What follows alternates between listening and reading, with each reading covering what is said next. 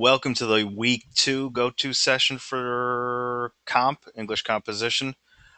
This week we're going to spend a lot of time, well, not a lot of time. We're going to spend part of the time talking about criteria because that's a big concept to look at this week.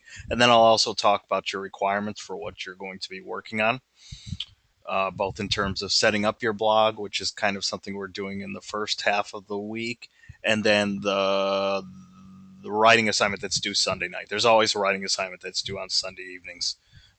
And so I'll go over both of those assignments.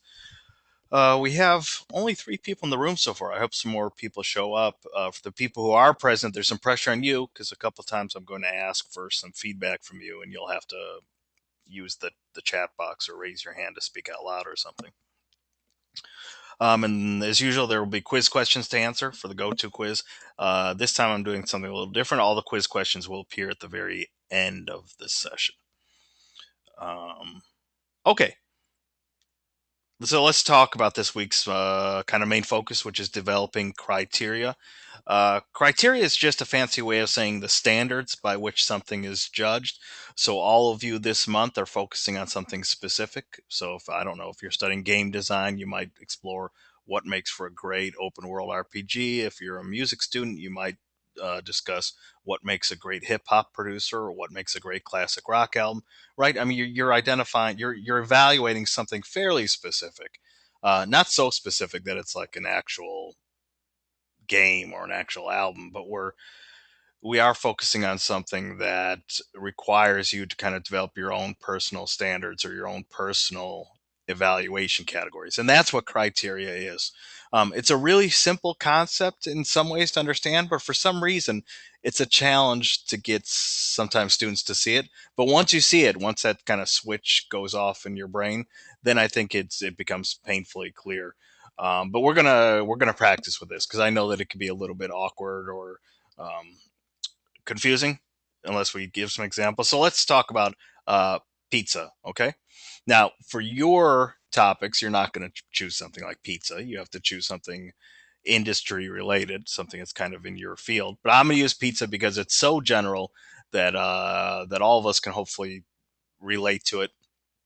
And I do think that even though it's a topic that you wouldn't write about for this class, it serves as a good example because my pizza example is going to be the same thing you're going to do with whatever your topics are. Okay. And by the way, by this stage, you should have all received feedback from me from last week's quiz where I looked at your topic proposals and made suggestions. Um, okay. So here's my question to you. And let's see, Tremaine, Matthew, John, if you can use the chat box.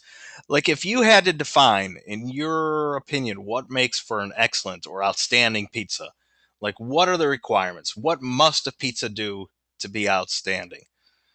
Go ahead and answer in the chat box, okay? And I'm talking like, yeah, not like what's just okay at midnight when you're tired and you just want to call Domino's, but like an excellent pizza would require what? If we were to give a pizza sort of a blue ribbon for being outstanding, what does it have to have? Okay, Tremaine says, I'm gonna try to type these as they come along. Amazing taste. Matthew said, deep dish, lots of meat. I'm gonna asterisk some of these because I want to come back to them. Anything else? Like, if you're a judge, you're sent around from restaurant to restaurant to try different pizzas. Like, what must be in place? Good cooking temperature. I'm not. I'm gonna write that down. I'm gonna put an asterisk because that sounds like it's not. I mean, it's related to the pizza, but it feels like it's maybe something different. John said something about quality. I'd like to know more about what that means, but I'll put that. Tashivi has just entered the room. Says price. Okay. I'm gonna put asterisk next to just about all these, and then I'm gonna explain why. Anything else? Again, imagine that you were, I don't know, like you're one of those critics or one of those people on the food channel. You have to travel from pizzeria to pizzeria to determine what makes for an outstanding pizza. Although we have a pretty good list. Okay, well, let's talk about what we have in place. And here's why I put little stars next to some of these. I think this is the difficult part of explaining criteria, because even though they are very much your personal standards for excellence, um, it's sort of like Goldilocks. They can't be so broad that they're meaningless, right? If I just said something like, "Oh, I don't know," the pizza has to the pizza has to be round and have sauce and have cheese. Like those aren't even really standards, right? They're so broad and so general that they don't come close to kind of defining what makes a great pizza. On the other hand, you don't want to be so incredibly specific that it's idiosyncratic. Idiosyncratic is just a fancy way of saying something that is so uniquely personal to you that, okay, for you it's definitely a personal standard, but it's not really a standard that other people could reasonably agree with. Not that people have to agree 100% with your standards, but they should at least see the logic in them. And I'm going to show a slide in just a moment where I talk about how criteria can sometimes be too specific, too idiosyncratic. I forget what I put on that slide, but I made a joke like, an outstanding pizza must have lobster, right? Okay, that's maybe what I think. It's a little bit weird, lobster on a pizza, but okay. But in that case, it's so particular to me that it doesn't really serve useful for anybody else. And because you're working on a blog where in your first dedicated blog post, you'll explore things like what makes a great hip hop album, what makes a great corporate logo, or whatever it is that's related to your field, right? Like what makes for a great, I keep using the same example every week, what makes for a great open world RPG or what have you. Because you're going to evaluate what makes a great such and such in your blog, you'll have to have criteria that are pretty reasonable, not too broad that they're meaningless, but not so specific that they seem too uniquely personal to you. So if I had to be a bit mean here, I'll go through these and say amazing taste. Uh, okay, maybe I'll go with this one. It feels a little bit general, but maybe we could define taste a bit more. But sure, taste probably is a pretty important thing. Deep dish, lots of meat. Yeah, this is bordering on almost being like very well, not peculiar, but like, does a pizza have to be deep dish to be outstanding? I mean, maybe to whoever suggested this, I can't remember who said that one. Matthew said it, right? So Matthew's opinion might be that deep dish pizza is a requirement to be outstanding. Uh, but I'm not sure. That seems like it's uniquely personal to Matthew. And maybe same thing with lots of meat. I mean, lots of meat feels like a preference rather than something has to be in place. Um, and the same issue with some of these other ones. So you might be thinking, okay, well, if these are slightly problematic, then what are some examples of good criteria? Well, here are some that I came up with. Maybe I should get this in slideshow mode. Oops, this is actually, these are more bad examples, right? Uh, like, these aren't great criteria that a pizza must be round, a pizza must be good, a pizza must have pineapple. The first two are kind of so broad that they're not really very meaningful, and the last one is so particular that it's again idiosyncratic. So here are my criteria. Okay, in my opinion, for a pizza in order to be outstanding, it should have fresh, high quality toppings. Must be used using a quality dough. I should have said something like quality dough instead of homemade long rising dough. Or an outstanding pizza must be baked in a wood fired oven, or at least an oven that's dedicated to pizza making. I mean, these criteria are specific, and you might nitpick with some of them. You might not care if a pizza is baked in an oven dedicated to pizza making or things, but the criteria are at least, I think, reasonable enough that you could sort of agree with them, or you could sort of see how they're important. That yes, fresh, high quality toppings are probably important. That a quality dough is probably important, and a quality oven used to bake the pizza is probably important. So you're going to have to do the same thing with your topics. You're going to have to develop your personal criteria uh, that's neither too broad nor too specific. And while I'm talking, because I want to get to some of the other slides, can people, if especially if I kind of gave you more or less a thumbs up on your topic when you pitched it to me, both in the go-to quiz and the assignment that you handed in for Sunday, can you go ahead and in the chat box just real quickly remind me of what your topic is? Because maybe we could use some examples on the fly. So, and you can just put it in like the most basic terms possible.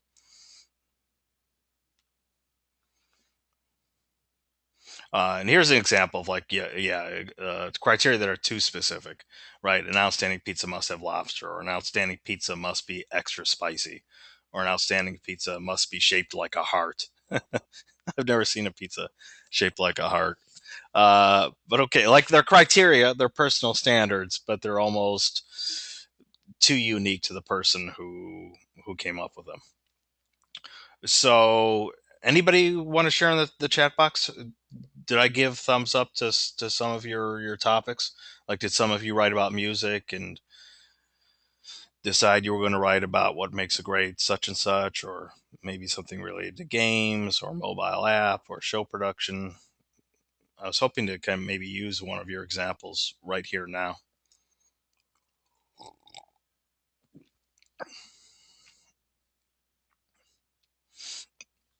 Okay, John said he what makes for a great action movie. Okay, that's great. John, you don't have to come up with perfect examples right off the bat, but like, what is one criterion that you think is necessary for a great action movie? Like, in order for for an action movie to be considered great, like, what are one or two things that have to be in place? And other people can help them out too, like people helping people. Okay, good story, good conflict. Yeah, that's good. I would say that you'll probably have to define it a bit more specifically, because one could say that all movies need good stories. So you'd have to define it somehow, like a story, a fast, or something like, a fast paced story, right? Because action movies have to typically keep moving. So something like that. Um, but yeah, they're okay. That sounds like a pretty solid criterion. By the way, criterion is singular, criteria is plural. So if I use both terms, that's what it means. Matthew says a reason for the action.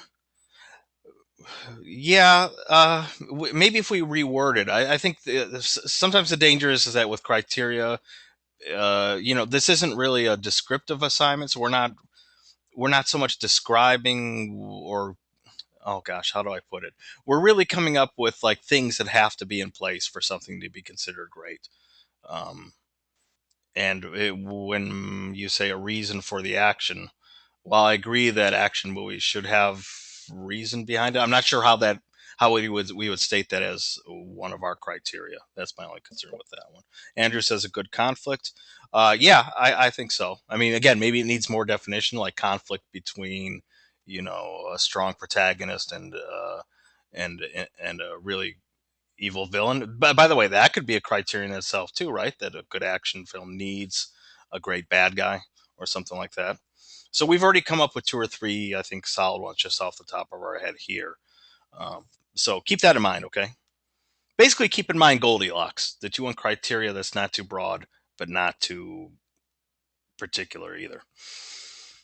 Okay, so we're going to come back to criteria in just a second, but I want to kind of change gears and talk about the first assignment that you're going to work on this week, which is actually a discussion. But before, like any other discussion, you've all taken DGL in the past, so you know the discussion modes where you post material and then you comment on a couple of your classmates' efforts. The same thing here. But before you can fully participate in the discussion, you have to kind of post something to the board. And what you're going to post to the board is your WordPress blog setup. Okay. And essentially what you're going to do is it boils down to three things. First, you're just going to create your blog. You have to use WordPress. Okay. Let me stress that. And let me really stress it, because who knows, it might be important later in the session when it comes time for questions. But yeah, we're all going to use the same blog, WordPress. Uh, Once you go through the setup, you're going to choose a design and a tagline. They'll walk you through these steps, by the way. Uh, so the blog setup, which shouldn't take terribly long, and then you're going to create your about section. Okay. Um, WordPress typically, I believe, has they sometimes call it a welcome page, but they kind of have your about/welcome page already created for you. And on this page, you're just going to create two paragraphs. One paragraph is going to be about your blog's topic and purpose, and one paragraph is going to be about you. In some ways, it's a variation of on the assignment you just handed in this past Sunday. But whereas that document was written to me, I was the audience. Here, you'll change things a little bit because you're really going to be writing this with your audience in mind. Some of you may keep this blog once the class is over. Some of you may never return to it ever again. Uh, but you should be thinking about it in real terms. Like, what if someone comes to my blog and stumbles upon it?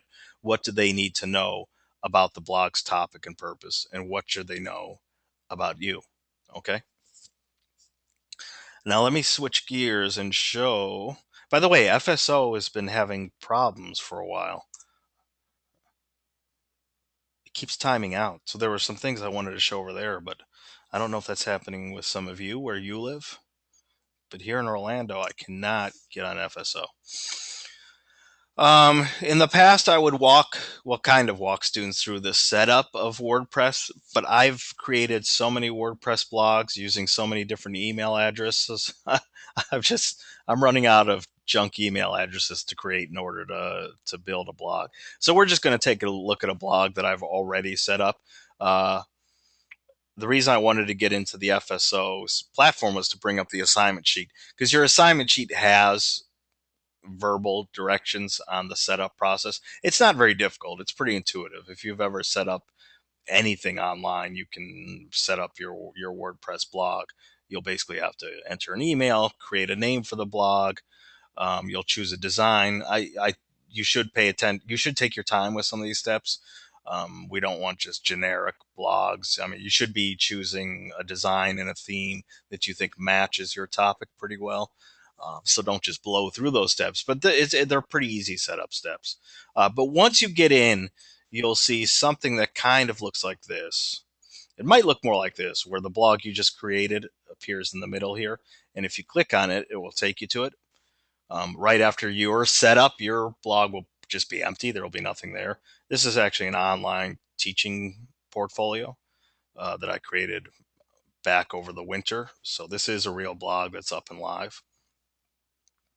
And as you can see, there are different pages. There's one page that has my resume. There's another page where it has my teaching statement, and so on and so on and so on. Um, Obviously, this is much different than what you're going to create for this assignment, but it's of the same spirit because I can at least show you the gist of what's behind it. Probably the most important feature is the dashboard because this is where you control things. So once you get your blog set up, once you've given it a name, once you've chosen a nifty design, you'll want to get into the dashboard because this is where you can make things happen. There are a lot of functions here, and I encourage you just to explore them at will. But the most important stuff is probably on the left here, in particular things like pages, because here's where you can create a new page. Again, I'm pretty sure that WordPress will already create your welcome, which you can call an about page. Actually, let me see if I can bring up my blog one more time. Right. It's called welcome, but I've basically turned it into an about page. I mean, my about page is much different than yours. Yours will have to have two paragraphs. Um, but it kind of creates that page for you. But if you need to create other pages, for example, your first blog post, which is the thing we're spending most of this month working on, will need to be on a separate page. You're not just going to like attach it to your welcome page because that's not the function of the welcome page. The welcome page is sort of the front door that your readers walk through. Um, and if you go to the dashboard and, for example, go to pages, you can just click on add new page and it brings up a thing here. So you can call that page whatever you want for your first blog post. It probably will match whatever title you've given your paper. So let's say, gosh, I'm always obsessed with that video. I'm going to use music as an example instead of video games. What makes a great progressive rock album? Okay. And then you'll have your text, blah, blah, blah. Let me copy that so I can just keep going. Blah.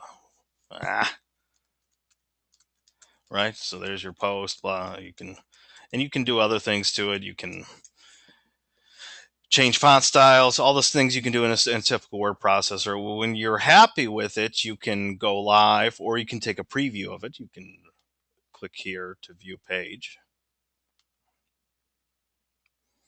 right? And there's our new page. What makes a progressive rock album?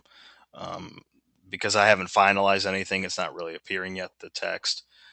And you can even change like the order of things up here.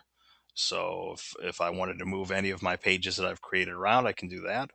Um, but basically, it's as simple as that. Is that you're going to be spending a lot of time in the dashboard, um, creating new material, etc. I don't really want to save this. I don't want to destroy my real thing. Okay, and here's a list of all the pages that I have. And I believe this is where maybe you can move things around. I forget. Uh, but the most important thing is that you have all these dashboard functions on the left here. Okay, and you can change your appearance. If you're not happy with the theme that you chose, you can choose a different one.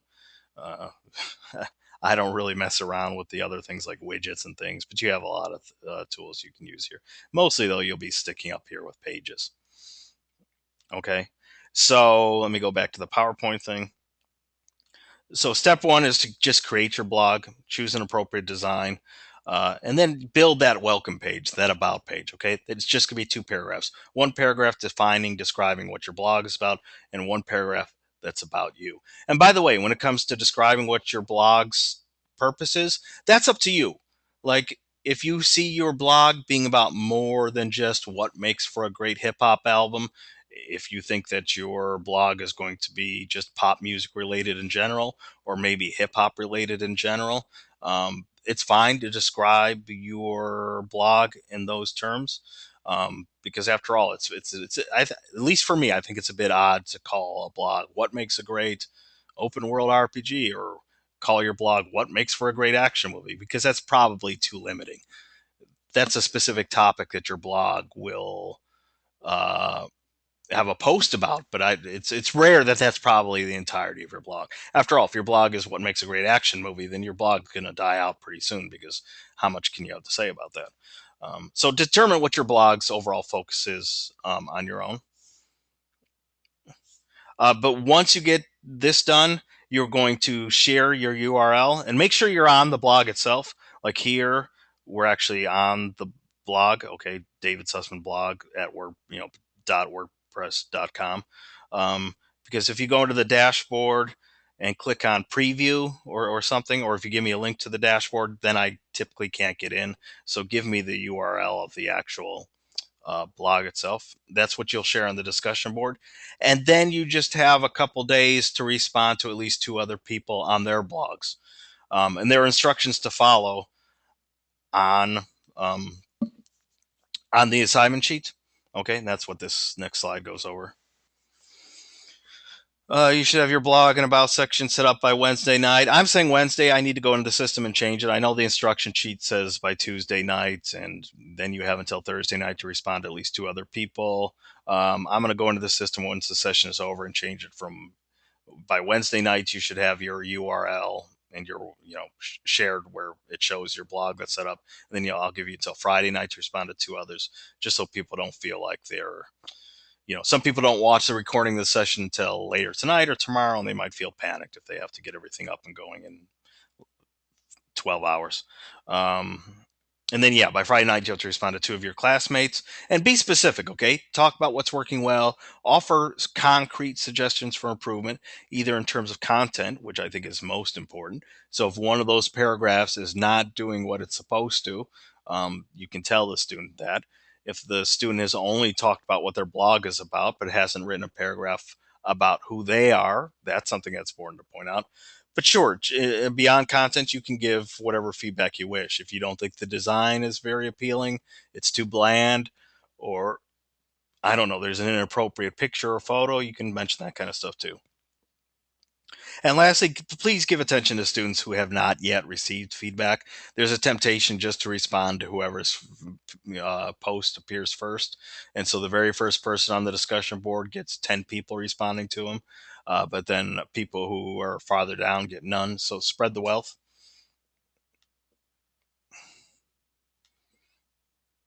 Okay, now let's talk about the second writing assignment that's due this week. Um, oh, how should I put this? Well, I guess I should reveal. I'll show the slide with the actual quiz question in a moment, but later there will be a quiz question that asks you to come up with five criteria. That way I can look at your criteria when I grade the quizzes, give feedback. The reason I ask for five isn't because you're going to use so many in your essay. My thinking is if you can come up with five criteria, then I can help choose the best three. Whereas if you just come up with three and one or two of them aren't great, then you have to go back to the drawing board. But anyway, when it comes time to start putting your paper together, you'll have probably three criteria in place. Okay, and these are the ones you're going to explore in your essay. Um, so that's kind of one thing you're going to do for Sunday's assignment. This is due Sunday. Is you're going to develop three of your strongest criteria, and you're also going to write an introduction. Um, and finally, you're going to create an outline. This outline is a bit different than what you've done probably in high school if you ever worked on outlines. Uh, it's similar enough that we call it an outline. I'm going to give an example of what this looks like so nobody's confused because right now you're probably thinking, okay, I have to develop three criteria, I have to write an introduction, and I have to create an outline. Great. I have no idea what that means or what that's supposed to look like. I can give examples. Matthew asks, I'm curious, can the name of our blog be the topic if it's too broad? Uh, yeah, it depends. I can't remember what your topic is. I guess hopefully if your topic was so broad, I should have hopefully encouraged you to narrow things down a bit. But yeah, if your topic is action movies and you think that you could create a blog that's entirely devoted to action movies, then yeah, that might be okay. If not, I think it's more appropriate that the name of the blog might be more general. But again, what we're working on this month, which is really that first dedicated blog post, that should be specific in its topic and what it's examining. But before I give an example of what the Sunday writing assignment is going to look like, let me talk a little bit about introductions. Introductions, I think, do kind of three important things. They briefly define the topic. Briefly, okay? So more development can take place in the body of the paper, but the introduction is the place to sort of generally or briefly kind of define things or explain things so that readers understand the gist enough to get into the rest of your paper. Introduction should end with a clear thesis statement. A thesis is simply a sentence or two that appears typically at the end of the introduction. For this class, it's pretty, I think, simple because your thesis will just take the form of what your topic is and your criteria. For example, I've been already kind of mentioning to people in anticipation for today's discussion about criteria that essentially, if your topic is what makes a great hip hop album, uh, your thesis could be as simple as, a great hip hop album must have A, B, and C. A, B, and C, of course, would be replaced by specific criteria, but that would be your thesis, right? um, or a great open world RPG must do or must have blank, blank, and blank. You have to fill in those blanks, but once you do, then you have your thesis. Um, Ideally, introductions should also try to grab the reader somehow. Um, Essays by themselves aren't terribly fascinating. So if you can grab the reader, that's always nifty. At the very least, though, they have to be doing these first two things. Now, I mentioned that the introduction should hook the reader. There are different ways to do this, and some of these you probably heard about in high school. And if you haven't, then you're learning about them now. Like a way to grab a reader is to begin with an example or an anecdote, which can be researched or it can be pulled from example from the news, or it can be personal. Um, a personal example or a short personal story can be a great way to grab the reader, especially if that story has a connection to what you're talking about. Or, like I said, anything that comes from the news or from someone you know. But yeah, examples or anecdotes can be terrific ways to begin. Beginning with a thoughtful question or a powerful quotation. Beginning with a dramatic or descriptive hypothetical scene. A simpler way to put this is I call these the imagine if scenario, right? You sort of paint a picture, you create a scenario that may not have really happened to you or happened to anyone in real life, but you're asking to imagine things. Um, or to begin with them with relevant facts or statistics. I should say that these are all terrific techniques. They become lousy techniques, however, if you just use them mechanically. So, beginning with a thoughtful question. Perhaps you heard about this technique in high school. It's a great technique to begin an essay, but only if the question is interesting, and only if you're interested in ultimately answering the question and using that answer to sort of transition into your larger topic at hand. If you just throw in a generic question like, oh gosh, you know how many papers I've read in the past where students ask questions like, what is love? Or what is life? But they're not really interested in asking those questions. They're asking because a teacher at some point said, "Oh, it's cool to start off with a question." Yes, if you can really use the question as a way to transition into your topic. And same thing for all these other techniques. A quotation is a great thing to use, but if it's just dropped in out of nowhere, it's less effective. Um, so it's really more about brainstorming, trying to find your way into the piece. So I encourage you to try one of these hooks. As a matter of fact, I'm going to linger here on the slide a little bit because these hooks might be important. So you might take a screenshot or jot them down because it might be important later in the session, right? Beginning with an example or anecdote, question, quotation, an imagined or hypothetical scene, or some facts and or statistics. Okay, I'm going to move on, but hopefully you've jotted down at least three of them. I love it when I kind of already hint at the quiz questions. Okay, so here's a sample introduction. I've decided to use, let me go back. I've just decided to use this one. Begin with a personal anecdote. An anecdote is just a fancy word for a very brief story. It's not long enough to be a full story in its own, so it's anecdotal. Okay, and I'm going to use pizza as my example again. I know you're tired of pizza, but that's the general topic I'm going to use. So I'm going to use personal anecdote. Okay, and here's what I wrote. I remember one of my first encounters with pizza. It wasn't my first encounter, of course, for I'm sure that I'd eaten pizza well before my long term memory kicked in. My oldest memory, however, is going to Showbiz Pizza, which was a sort of predecessor of Chuck E. Cheese. By the way, let me pause the story and say Showbiz Pizza, Showbiz Pizza, Showbiz Pizza. You might remember that name. By the way, it really was a predecessor to Chuck E. Cheese, you know, one of those really bad places to eat pizza where you're more interested in playing games and skee ball than you are in eating. You just run around and beg your parents for more tokens instead of uh, okay, back on track. I'm sorry. My oldest memory, however, is going to Showbiz Pizza. I was maybe 8 or 9 years old. I remember that there were animated robot bears playing a jamboree on a cheap stage. There were skee ball games and arcade machines, and there was pizza, cheaply made but not cheaply priced pizza, topped with greasy cheese and tasteless toppings. Since then, I've eaten a lot of pizza. I've eaten deep dish pizza in Chicago, my hometown. I've eaten pizza in Europe. I've eaten pizzas that are round. I've eaten pizzas that are square. I've become a sort of expert in pizza, if truth be told. What I know now as an adult is something that I didn't know way back then. An excellent pizza needs to fulfill three basic requirements. It must have fresh, quality toppings. It must be made using long rising dough, and it must be baked in a quality oven dedicated to pizza making. Okay, so there's my introduction, right? I begin with a story, and I spend some time in the story, but ultimately I transition to the larger topic, which is pizza. The story ends, and I switch to pizza, right? I've eaten pizza here, I've eaten pizza there. I consider myself something of an expert.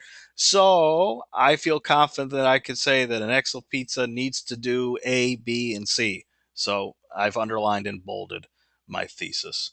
Does this make sense to people in terms of like putting everything together? That I've chosen one of the techniques, in this case, a personal anecdote. I've used it to transition to the larger topic, and then I've ended with a very, very clear statement. An excellent pizza needs to do this. And then I'm set up for the rest of my paper. And later, we'll talk about how we're sort of teaching important writing concepts on the sly, so you may not even think that you're getting that much concrete writing information, but you are, because now that I've named that an excellent pizza must do A, B, and C, I already have my main topics that are going to be form the bulk of my body paragraphs. So in a lot of ways, my paper is already largely in place. I just need to sit down and actually write it. But that's the importance of the thesis. Okay, so here's what it's going to look like. Okay, your paper, which is going to be in APA format. And again, if you're just following the example that I always provide with every assignment, I think I call it sample APA paper or something, where it has gibberish filled in, like it's not a real paper in terms of the body, the text that appears, but the overall format is in the correct format. So you'll still follow that format, but once you create your heading and you have a center title, you're going to do a couple things. First, you're going to put your introduction in there. Okay, you're going to write a full introduction paragraph with a thesis. I haven't reproduced the entire introduction I just read out loud because it was kind of long, but here let's pretend that it's all in place. And then you're going to list, you have three criteria. You're going to list them one at a time and you're going to name them. So, for example, here, criterion number one, an excellent pizza must have fresh, high quality toppings.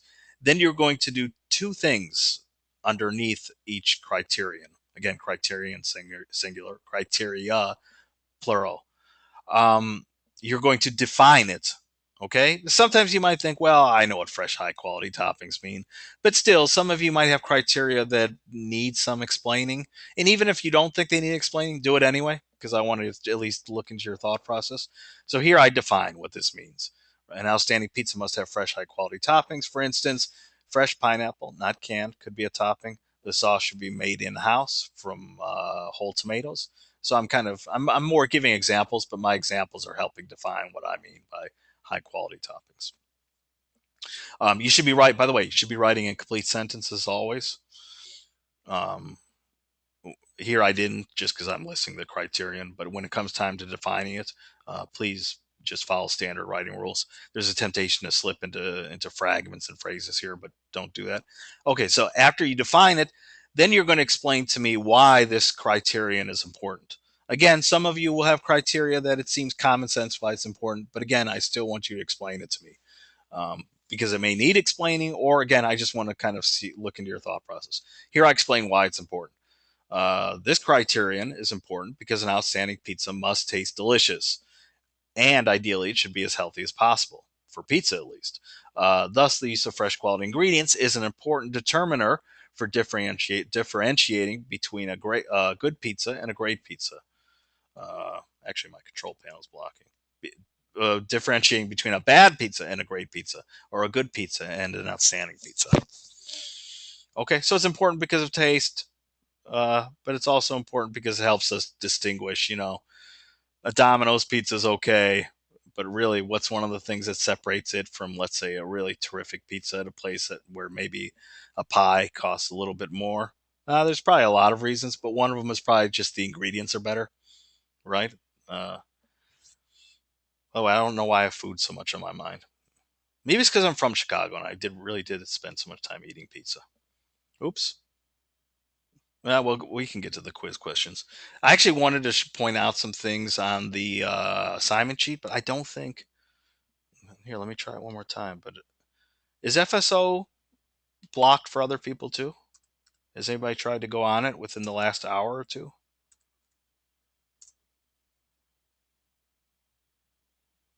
See, it's still dead. Matthew, you're not having problems at all. I don't know. I mean, maybe I need to restart my machine or something. But every other website is coming up, which should be an indication that it might just be a local thing here in Orlando. Okay, let's go to quiz questions. I'm not gonna, you know me, I'm not gonna force the session to go on and on if we're feeling pretty much okay about things. So here are the quiz questions. Jot them down. Take a screenshot. For this week's discussion, you can use whatever blogging tool you wish, as long as it's professional. True or false? So basically, you can use whatever blogging site you want.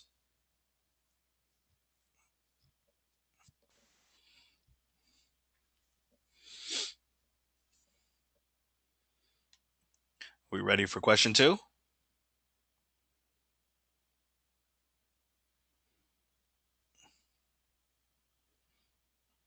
I'm going to take that non response as a yes. Yeah, that question's easy. Name three types of hooks that one can use to start an introduction. Okay, we lingered on that slide for a while. I even gave strong hints that you should probably jot some things down or take a screenshot. But I listed lots of ways where you can grab the reader's attention right from the get go. And I even demonstrated one of them just 5 minutes ago with my own example of my introduction that I wrote about pizza.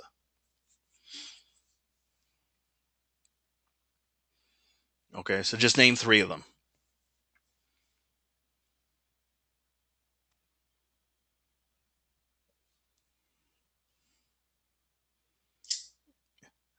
And here comes question three, if people are ready.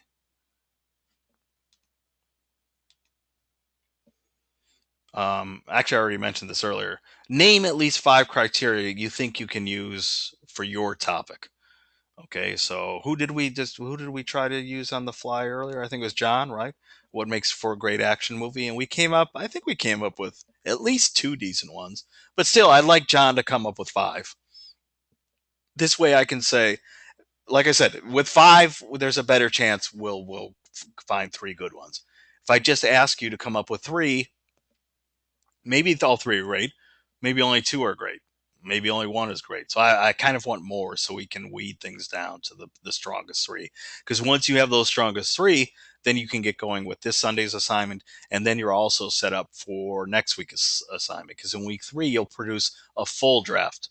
This week, you're just writing an outline. So remember that slide that I showed just a couple slides back of what the assignment looks like. Your full introduction, uh, and then yeah, you'll list your criterion one at a time, and then create two bulleted lists where you define it and explain its importance. But you're not producing the full essay yet. That's in week three. But the good news is once you have your three solid criteria in place, then you're pretty much set to create the paper because you already have written the opening paragraph this week, your introduction. And so next week it's just a matter of creating those paragraphs for those three criteria and coming up with a short conclusion, and boom, you got yourself an essay, my friend. Final quiz question: what is the name of that pizza restaurant that your instructor, that's me, David, remembers so fondly as a child? Um, I said the name a couple times. I even paused to share an anecdote about my personal anecdote. Okay.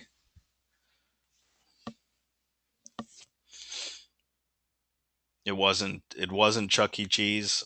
I said it was sort of a forerunner of that format. Some of you probably aren't old enough to even remember what that place is, which is why I'm using it as a quiz question.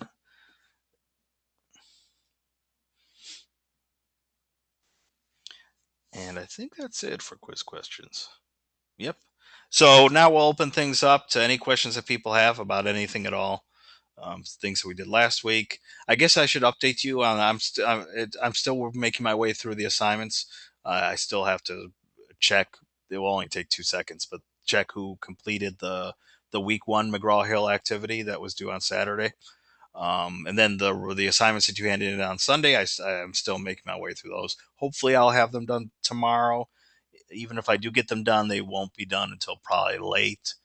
Um, but that's the goal. And at the very latest, maybe I'll need a little bit for Thursday morning to wrap things up, but I'll try to get them done tomorrow.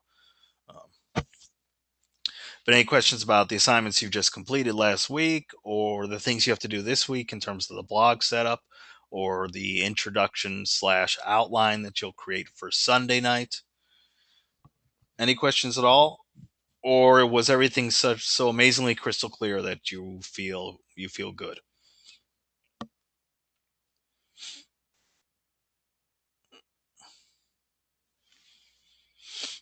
I'm going to go ahead and stop the recording because if people aren't going to ask too many